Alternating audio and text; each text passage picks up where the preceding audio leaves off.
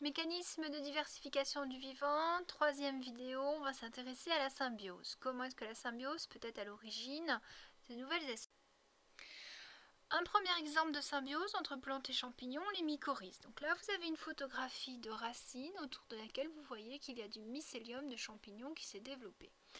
Quand on fait un essai de croissance de ginkgo biloba, sans mycorhize avec mycorhize, on voit tout de suite la différence. Dès qu'on installe un champignon, la plante est beaucoup plus développée. Si on compare les zones d'exploitation racinaire sans mycorhize à gauche et avec mycorhize à droite, on comprend tout de suite qu'avec mycorhize, la plante associée au champignon peut exploiter une plus grande quantité de sels minéraux. Vous voyez sur cette photo l'importance des mycorhizes et vous comprenez que grâce à ce champignon qui s'associe aux racines, la plante va pouvoir récupérer beaucoup plus d'eau et de sels minéraux. Il existe deux sortes de mycorhizes, les ectomycorhizes, ecto signifie à l'extérieur, et les endomycorhizes, endo signifie à l'intérieur. Donc en l'occurrence, des champignons qui s'installent et qui restent autour des cellules des racines, ou des champignons qui s'installent et qui cette fois vont rentrer dans les cellules des racines. Donc en coupe au microscope, voilà ce que ça peut donner pour une ectomycorhize. Donc la partie qui est représentée par le dessin ici, donc en rouge, ce sont les filaments. On va retrouver donc ceci sur une coupe au microscope électronique. On voit très bien les cellules et au-dessus les filaments du champignon. Par contre, pour l'endomycorhize, on voit très bien donc les vésicules qui rentrent à l'intérieur et les filaments du mycélium en vert foncé. Donc ici, chaque cellule de la plante est entre guillemets contaminée. Il y a un ancrage du champignon à l'intérieur. Donc on peut faire des expériences, on peut typiquement vous donner ça en 2A ou en 2B. À gauche un basilic sans mycorhize, vous avez la photographie de ses racines, et à droite un basilic avec mycorhize. La photographie, on voit très bien le mycélium. Donc le mycélium, ce sont les filaments du champignon. Je vous rappelle que les 3/4 du temps, quand vous pensez champignon, vous pensez champignon blanc de Paris que vous mangez. En fait, ce que vous mangez, c'est le carpophore, c'est l'appareil reproducteur du champignon. Un champignon, c'est une moisissure, ça vit dans le sol, dans un tronc d'arbre, et ce sont essentiellement des filaments.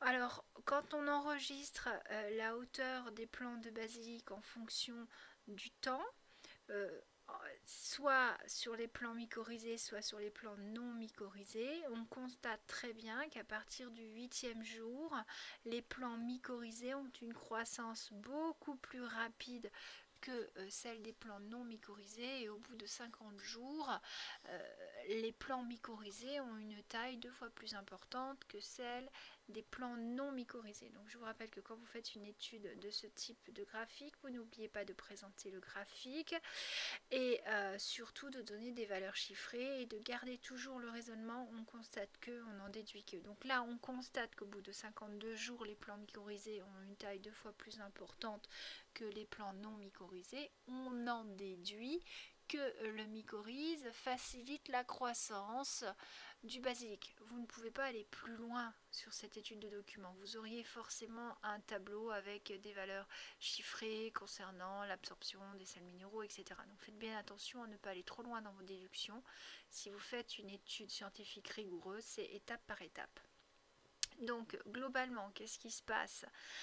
On a, grâce aux mycorhizes, une augmentation de l'absorption, transport des sels minéraux et de l'eau, transfert du mycélium aux racines, et donc du coup on va avoir un équilibre qui se fait entre les deux éléments, les deux partenaires. Donc le partenaire chlorophyllien, c'est-à-dire la plante au niveau de la racine, elle va fournir au champignon ce dont il a besoin pour vivre, c'est-à-dire une nutrition carbonée, des glucides. Le champignon, lui, en échange, il fournit de l'eau, des sels minéraux, vitamines, des antibiotiques qu'il va fabriquer lui-même. Il va permettre également une protection contre les prédateurs ou contre les champignons biotrophes, c'est-à-dire ceux qui se nourrissent du vivant. Donc un petit bilan, vous avez un arbre ici qui est mycorhizé et vous voyez que son système racinaire couvre une certaine surface de sol, un certain volume de terre, et grâce aux mycorhizes, il va pouvoir aller capter les sels minéraux beaucoup plus loin. Et par exemple, les filaments du champignon vont pouvoir aller se nourrir de la matière en décomposition sous les bûches qui traînent, les choses comme ça. Ils vont absorber l'azote, le phosphore, et ces sels minéraux vont circuler jusqu'aux racines de l'arbre. S'il n'y avait pas ces filaments de champignons pour faire le lien entre les racines et la matière organique en décomposition, l'arbre ne pourrait pas bénéficier des sels minéraux qui seraient relargués dans le sol par la décomposition des bûches, des feuilles, etc. Et donc, bien sûr, on observe des carpophores, les chapeaux du champignon. Alors c'est pour ça qu'il y a des coins à cèpes, des coins à bolets, des coins à truffes, parce que beaucoup de champignons que l'on mange sont associés à des arbres. Et donc, les truffes, on va les trouver souvent au pied des arbres et on dresse des chiens ou des cochons pour les déterrer. Donc les truffes sont des champignons, bien sûr. Hein. Une autre symbiose entre algues et champignons, le lichen. Alors on observe plusieurs sortes de lichens, les plus connus sont les lichens crustacés collés au support, alors typiquement c'est ceux que vous voyez sur les troncs, les bûches, etc., les murs.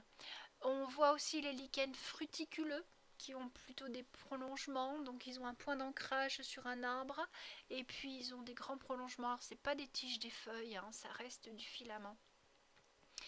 Et quand on fait une coupe d'un lichen crustacé, donc entre deux morceaux de sureau, on met une petite lame de lichen crustacé, on fait une coupe au rasoir et on passe au microscope. Et qu'est-ce qu'on s'aperçoit? Qu'il y a toute une zone avec des billes vertes et dessous des zones transparentes avec des filaments. Alors comment est-ce qu'on peut interpréter ça? Vous avez dessous un dessin d'interprétation.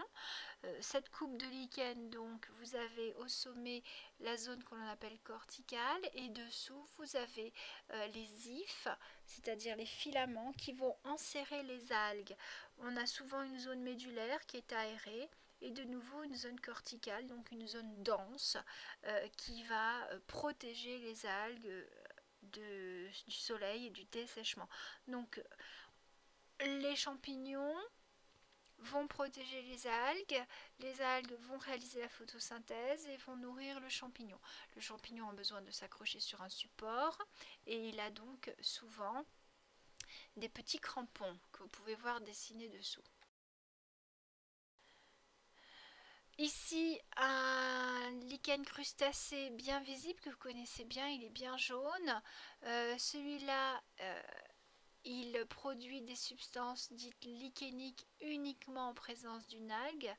Et la pariétine, par exemple, c'est un pigment jaune produit par le lichen Xanthoria parietina. Ce pigment, il va jouer un rôle de protection vis-à-vis du soleil. Ça permet ainsi à cet organisme de s'installer dans des conditions extrêmes. Donc on peut trouver souvent ce lichen crustacé sur des pierres en plein soleil avec très peu d'eau, etc. Donc globalement, au niveau du schéma bilan des échanges, le champignon, lui, il va interagir avec l'algue unicellulaire. Le tout va former un individu. Donc le champignon est en gris, l'algue est en vert et l'association des deux est un individu qu'on a représenté par la boîte bleue. Chaque élément a sa propre activité métabolique. Le champignon, lui, va respirer, c'est-à-dire qu'il consomme de l'oxygène et rejette du CO2. Il a besoin d'eau et de sels minéraux qu'il va récupérer sur le support. Il va fournir donc à l'algue un support, une protection, les sels minéraux, sa réserve d'eau. L'algue, elle, va faire sa réaction habituelle, c'est-à-dire à la fois la photosynthèse, grâce à l'énergie lumineuse, elle transforme le CO2 avec l'eau fournie par le champignon en nutriments type glucides. Ça va être le jour et la nuit. Le jour aussi, elle respire, hein, mais la nuit, elle ne va faire que sa respiration. Donc, elle consomme l'oxygène et rejette du CO2.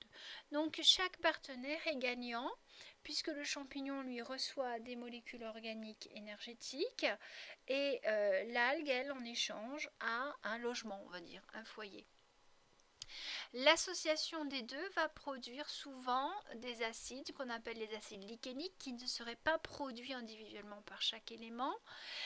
C'est pour ça que les murs qui sont couverts de lichen bien souvent tombent en lambeaux parce que ces acides attaquent la pierre.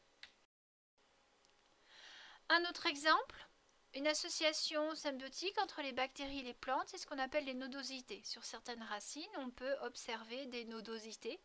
Quand on fait une coupe et qu'on observe au microscope, on s'aperçoit qu'il y a des cellules dites normales et des cellules qui sont infectées. Elles sont très foncées. Si on fait un gros plan sur ces cellules infectées, on s'aperçoit qu'à l'intérieur, il y a beaucoup de bactéries de type rhizobium. Alors, quel est le rôle des rhizobiums? Alors, il faut savoir que ces rhizobiums ne sont pas présentes dans la graine dès la naissance. La racine va être infectée par ces bactéries, donc on va avoir colonisation par les poils absorbants. Une fois que la colonisation est faite, on a une coordination du développement de la plante et de la bactérie. On a des cellules infectées par la bactérie qui se développent et on a une symbiose qui se met en place et qui permet la récupération de l'azote atmosphérique, bien sûr. Donc au niveau des échanges, qu'est-ce qui se passe? Quelle est l'utilité d'avoir des nodosités sur les troncs, sur les racines, sur les tiges? Tout simplement, si le sol est déficient en azote, il y a de l'azote dans l'air. Donc les bactéries rhizobium sont capables de transformer cet azote en nitrate et ces nitrates vont servir à fabriquer des acides aminés qui vont être fournis à la plante. En échange, la plante, elle, fabrique sa photosynthèse et va donc fabriquer des sucres et ces glucides vont servir d'énergie aux bactéries. Donc ici, on a bien une association d'utilité réciproque. Autre exemple, une symbiose entre une algue lazooxanthelle et des polypes. Alors les polypes, ce sont les tout petits animaux microscopiques qui sont responsables de la fabrication des coraux. Vous avez donc ici en transparent le polype, c'est un animal et non pas un végétal, et à l'intérieur, vous avez les algues. Donc cette association, elle se fait avec des algues qu'on appelle des zooxanthelles que l'on va retrouver dans la paroi externe du polype. Donc le polype, ça reste un animal, il a son pharynx avec sa partie digestive, etc. Donc il peut se nourrir de ce qu'il va attraper, des petites crevettes qui passent par là, du plancton, etc. Et l'avantage pour lui d'être couplé à des zooxanthelles, c'est qu'en cas de pénurie alimentaire, il aura toujours les zooxanthelles qui vont lui fournir, bien sûr, de la matière organique. Donc le schéma bilan, vous avez la cellule du polype en beige, à l'intérieur la zooxanthelle qui s'est insérée. La zooxanthelle, elle, va faire sa photosynthèse et donc produire des sucres et de la matière organique. Cette matière organique est un déchet pour elle, elle va la rejeter dans la cellule du polype, mais pour le polype, c'est une source d'énergie et grâce à la respiration, elle va, avec l'oxygène, dégrader la matière organique, produire des éléments minéraux et des déchets dont le CO2 qui, eux, vont servir à la zooxanthelle.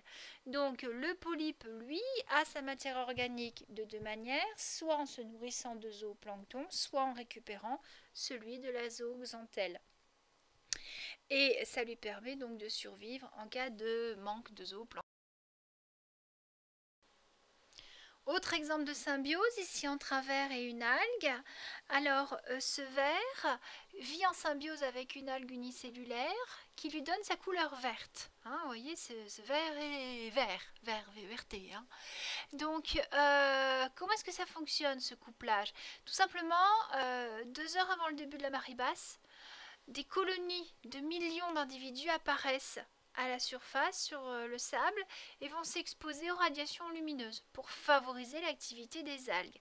Seulement, ces vers sont tout petits, 4 à 5 mm de long, donc avant que la marée haute ne reprennent, avant que la mer ne revienne et que les vagues les dispersent, ils vont s'enfouir dans le sable et vont survivre cachés dans le sable. Alors bien sûr, ils vont se nourrir des débris, etc.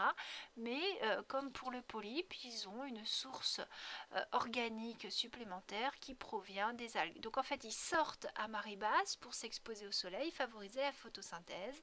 Et dès que la marée remonte, ils redescendent en profondeur. Autre exemple de symbiose qu'on a découvert il n'y a pas très longtemps entre une salamandre et une algue, qui l'eût cru. On s'est aperçu que dans certains œufs de salamandre, il y avait une algue Oophila. Et on s'est aperçu que le nombre d'embryons qui ont éclos en pourcentage en présence de lumière est plus important que le lot qui a été mis en absence de lumière. Donc on s'aperçoit que l'algue, elle a forcément un rôle dans la croissance des embryons, puisque sans lumière, on a moins d'embryons qui arrivent à terme et moins d'œufs qui éclosent. Ça veut dire quoi? Si la lumière est importante, c'est que la photosynthèse est importante pour l'embryon. Donc qui dit photosynthèse dit production de glucides, matière organique, source d'énergie. On va repérer donc cette salamandre grâce à ces algues qui sont dans ces taches jaunes.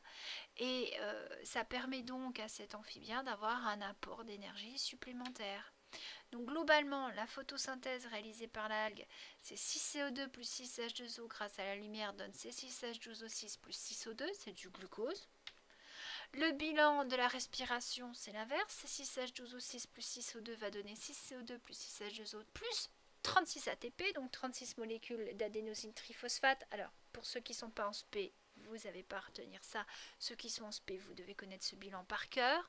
Ce qui fait que le glucose libéré par l'algue va servir à la respiration, c'est-à-dire à l'activité cellulaire du triton, et les déchets de l'activité cellulaire du triton vont servir à la photosynthèse de l'algue.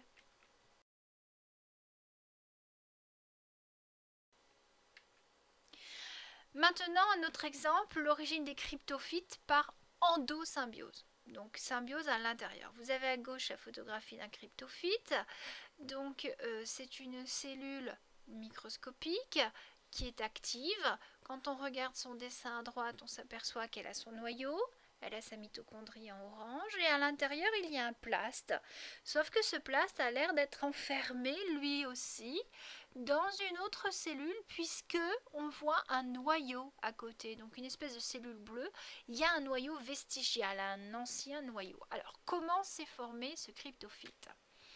On va s'intéresser à cette espèce de cellule avec un reste de noyau et un plast.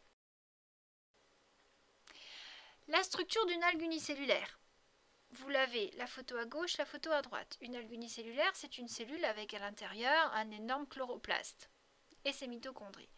Quand on regarde des cyanobactéries, donc des bactéries douées de photosynthèse, on remarque que leur structure ressemble fortement à celle du chloroplaste. Donc ici, c'est la théorie de l'endosymbiose de chloroplaste. Il y a très longtemps, une cellule eucaryote aérobie a certainement invaginé des cyanobactéries qui sont restées vivantes à l'intérieur de son cytoplasme et ont continué leur activité photosynthétique et ont fini par donner ce qu'on appelle nous aujourd'hui des chloroplastes. Donc on a obtenu par endosymbiose une cellule photosynthétique. Quand on compare aujourd'hui les deux catégories, les deux grandes catégories de cellules qui existent, cellules eucaryotes, donc animales et végétales, on reconnaît donc bien sûr les plastes chez les végétaux. On a un élément qui est commun aux deux, c'est la mitochondrie. Donc la mitochondrie, c'est pareil, on peut se demander d'où elle provient. Quand on regarde une mitochondrie, on s'aperçoit qu'à l'intérieur il y a de l'ADN, il y a des ribosomes, donc on peut très bien penser que cette mitochondrie à l'origine était une cellule sans noyau. Et quand on regarde la forme d'une mitochondrie, elle est très proche d'une protéobactérie, ici vue au microscope électronique. Donc on suppose qu'il y a eu également endosymbiose de mitochondries chez un phagocyte primitif anaérobie, donc dans la fameuse soupe primitive. À l'origine, les premiers océans, on a eu donc association de molécules et progressivement mise en place de cellules. Donc là, on a eu une cellule eucaryote avec à l'intérieur des mitochondries provenant finalement d'une endosymbiose de bactéries aérobies. Donc la théorie de l'endosymbiose. On a d'abord absorption d'une bactérie par une cellule eucaryote primitive et formation d'une cellule eucaryote hétérotrophe, étape 1 à 3. Donc la mitochondrie, c'est la bactérie, c'est en bleu. Puis, pourquoi pas, sur une certaine lignée de cellules, deuxième endosymbiose, celle-là, concernant une cellule eucaryote autotrophe par absorption d'une bactérie photosynthétique par une cellule eucaryote hétérotrophe. Donc là, du coup, on se retrouve avec une cellule qui possède des mitochondries et des chloroplastes. Donc, maintenant, revenons à nos cryptophytes. On a un chloroplaste, là entouré en noir, qui a été pris par endosymbiose par une cellule. Et cette grosse cellule, là en rouge, elle est rentrée dans une autre cellule. Ce qui fait qu'on a obtenu à la fin un cryptophyte. Donc vous pigez une cyanobactérie qui est rentrée dans une cellule, qui est devenue un organite. Et cette cellule est elle-même rentrée dans une autre cellule et en est devenue un organite. Ça s'appelle la double endosymbiose. Et c'est ce qui a donné la famille des cryptophytes. Donc, théorie de l'invagination et de l'endosymbiose, comment nos cellules actuelles se sont formées. On est parti d'un prokaryote ancestral avec membrane plasmique, cytoplasme, ADN tout simple. Des invaginations de la membrane plasmique seraient à l'origine du réticulum monoplasmique et de l'enveloppe nucléaire. Puis on a eu finalement, après l'invagination, endosymbiose. D'abord certainement des mitochondries, puis des cyanobactéries pour donner au final des cellules eucaryotes, soit hétérotrophes, soit photosynthétiques.